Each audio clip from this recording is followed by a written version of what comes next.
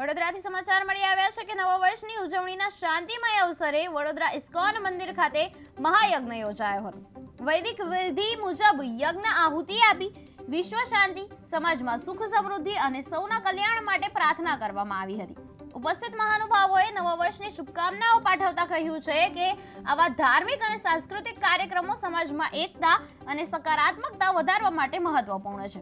ભક્તોએ હરિનામ સંકીર્તન, ભજન અને આરતી દ્વારા નવા વર્ષની શરૂઆત ભક્તિભાવ સાથે કરી હતી। અંતે પ્રસાદ વિતરણ સાથે કાર્યક્રમનો સમાપન થયો અને સમગ્ર વડોદરા માટે શાંતિ, સુખ અને સમૃદ્ધિની કામનાઓ પાઠવવામાં આવી હતી।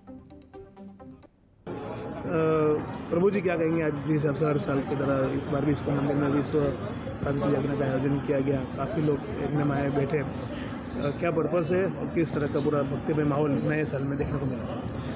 देखें, इस्कॉन मंदिर गोत्री स्थित हरिनगर पानी टाँके के पास इस्कॉन मंदिर की तरफ से जो विश्व शांति विष्णु यज्ञ है, इसकी शुरुआत हम सुनामी काल से शुरू किए थे।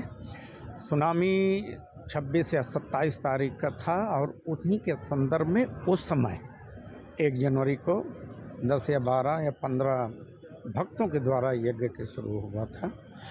चूँकि एक सुंदर और अत्यंत महत्वपूर्ण कार्य है, तो हम एक बार अगर कोई चीज़ शुरू करते हैं तो उसको हमारी ये परंपरा हो जाती है, बन जाता है।